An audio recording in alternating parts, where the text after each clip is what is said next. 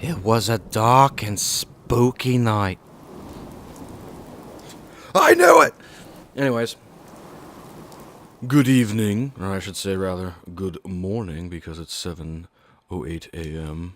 A dreary, drizzly day in the Commonwealth. And welcome to another exciting edition of Kavzar's Settlement Showcase.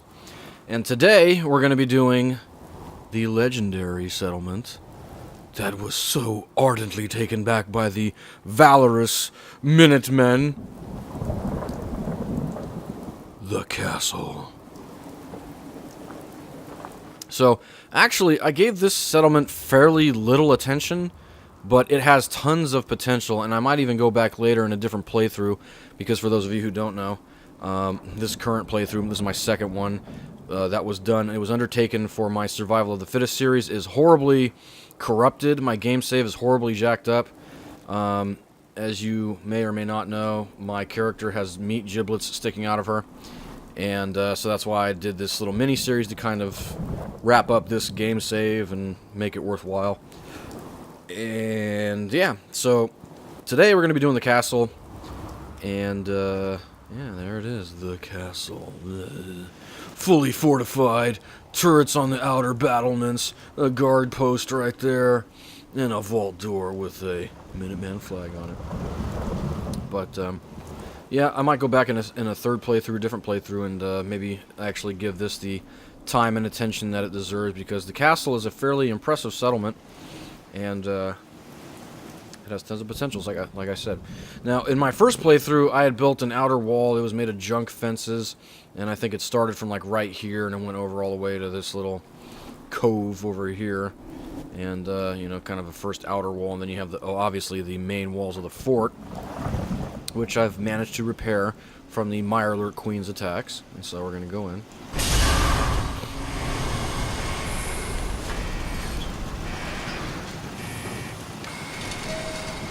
And so, again, fairly simple settlement build that I've done. You know, I didn't go too crazy, although if, you know, creativity, if my muse strikes me in a different playthrough, I'll probably re-record it and, you know, be a new Kavzar Settlement Showcase Redux, I guess. But for now, just kind of patched the walls, you know, made sure nothing else can get in without my permission. Close the vault door. And so you go this way, of course, is the armory. You have, armory back? You can resupply here whenever you run low on supplies. Yeah, anything you need right now? No. Not right now. Okay, then. Good old Ronnie. Ronnie Shaw with the armory, which is kind of empty with a bunch of beds and stuff. So, yep. I guess there was something wrong with that corner there, and I put a bunch of, whatchamacallits, little columns there to block it out. But, got a Minuteman flag, got a couple of light fixtures somewhere. I'll do mine. You do your job, I'll do mine. Got a switch, which I don't know where this leads. I think that leads to the basement. Yes, it does. Crap. Well, didn't really mean to go down there. They probably should have labeled it a little bit better. Here's the former General McGann. Well, he's dead and in his underwear. What's that? Oh, a couple of barrels. Yeah. West Bastion. So, yep, just to kind of seal the basement and leave it as a tomb for General McGann, or whatever the hell his name is. Anyways, yep, and you'll notice that giant locking mechanism thing I deleted, which I think ordinarily you're not allowed to. Again, I am using mods for my settlement builds. Unlimited borders, unlimited building capabilities, capacity, whatever. And build anywhere mods, as you'll notice in certain aspects of this fort. Now, I walled off this gaping hole in the wall, which is where the Mirelurk Queen first burst through. Yep. So, plug that hole. And on every one of these little star points, I've got one of these artillery stations, and I've also got several Fat Man turrets surrounding the outer wall, although I probably should have put one here. Huh. Kind of surprised I didn't, although there's that one in that corner. And of course I got another artillery station here, a bunch of Fat Man launchers. Basically, I wanted to make sure that the settlement would never, ever again be vulnerable to a Mirelurk Queen attack by, you know, having an overwhelming show of force. There's a bunch of Minutemen stationed here now. Got a bunch of farms and, you know, food production and water production here, so it's got a lot of valuable resources. A lot of Minutemen stationed here, a lot of turrets. They're all Fat Man turrets and minigun turrets right there, as you'll notice. I plugged this hole as well.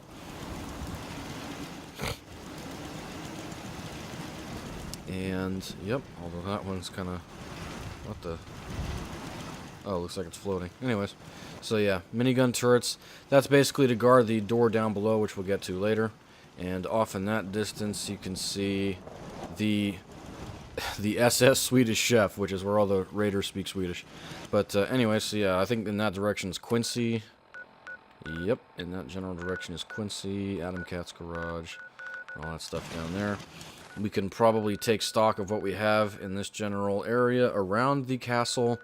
You have Southie, which is this general area, which before the bombs dropped was fairly terrifying. If you know anything about Boston, if you've read about it, I don't live in Boston, but I know a little bit about Boston, A, because I'm Irish, and B, because I've seen The Departed.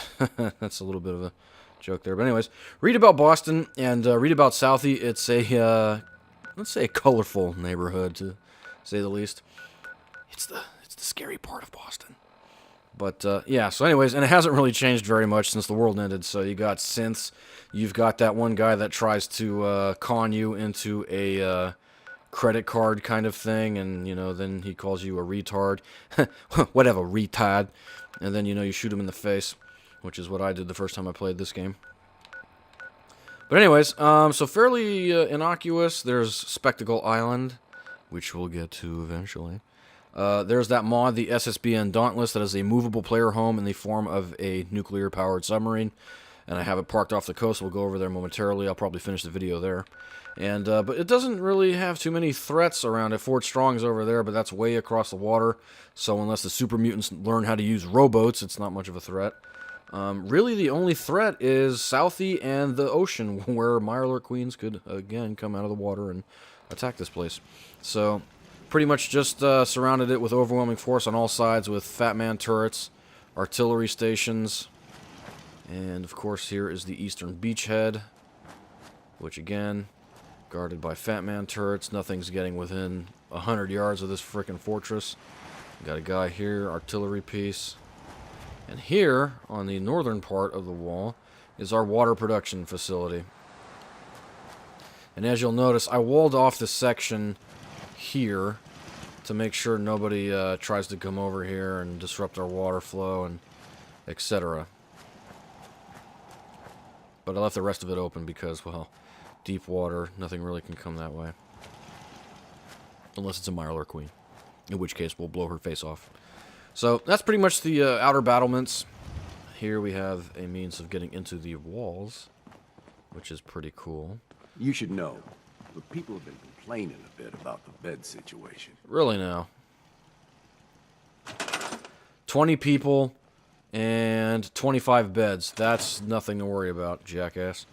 Anyways, so tons of beds. Got a little washing station if you want to use the sink. Cooking station. You know, communal living. Of course, this is the Minutemen fortress, so that's kind of what they're accustomed to. Here you can kind of see what's going on in terms of the water production.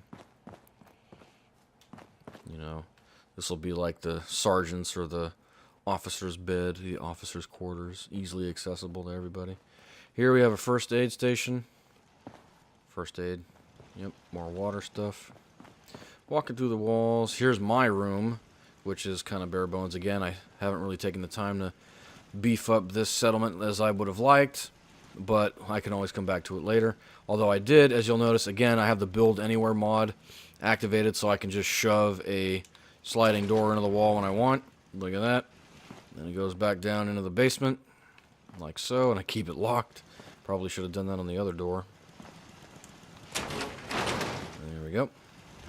And so, yep, this is my room. I've spent very little time in the castle in this playthrough, and it really shows. But to be honest, I think it's kind of supposed to be like that, you know? It's, you know, very austere, you know, like a military installation should be.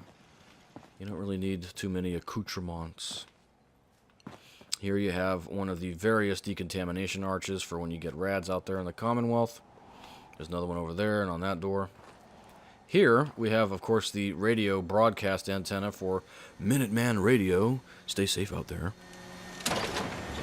And I've also converted it into the power room. I think we're really starting to make a difference. Yes, we are. So here's the recruitment radio beacon as part of the sensor array here. The radio broadcast array, I should say. And that recruits people to the settlement. I've got 2 fusion reactors. So there we go. Generates 200 power for the entire settlement. Doesn't need that much, to be honest. Especially since the defensive systems don't require power because they're all Fat Man turrets. Those are modded turrets, by the way. And let's see. Let's continue on.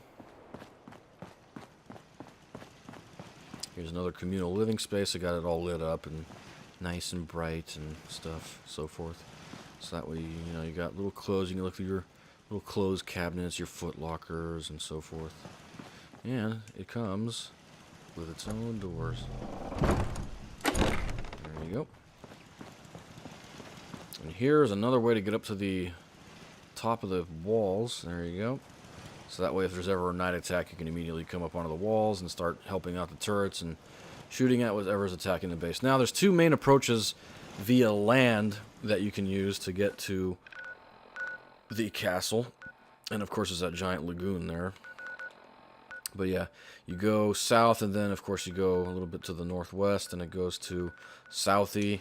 But also, across the water, I believe, there's a little bit of a raider base over there, so kind of a small threat, to be honest, but that's one way. It's kind of the back way. I'll show you, speaking of the back way, the back door, which has another decontamination arch, and also is supposed to be shut for dramatic effect. So yeah, it's basically kind of a checkpoint of sorts. And see, this door is also locked. You open it, and here is the back part of the fort. Again, I put Minutemen flags everywhere because it's, you know, and I guess that's kind of why I left it a little bit austere and kind of devoid of any really, you know, sort of really decorative things or, you know, tall towers or whatever, is we just basically reclaimed it. You know, the Minutemen fell ages ago, years and years ago, and you know, they were a minor fraction, you know, just barely surviving with Preston Garvey and everybody else. And, you know, finally they're flourishing again. People are rallying to their cause and so forth. And so we just barely reclaimed the castle. That's why it's just getting on its feet. It's got, you know, only a few turrets on the surround, which even though they are Fat Man turrets, there's very few of them, which to be honest, you don't need too many. But it's not too impressive, and there's a reason for that. You know, we just reclaimed it, so give it time, give it a couple of years. It'll be something to really be proud of and look at and be in awe of when you look at this settlement, you know.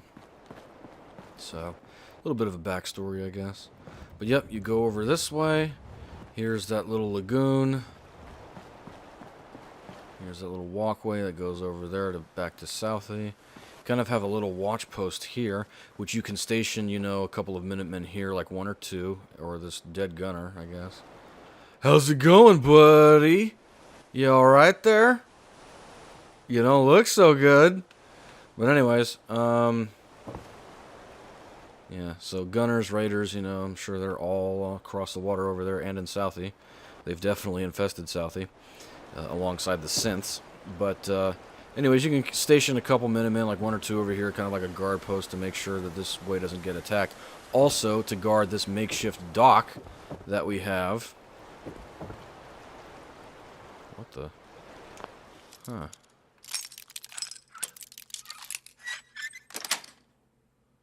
That's it. Huh, interesting. Anyways, this makeshift dock that docks to the Dauntless. Yeah.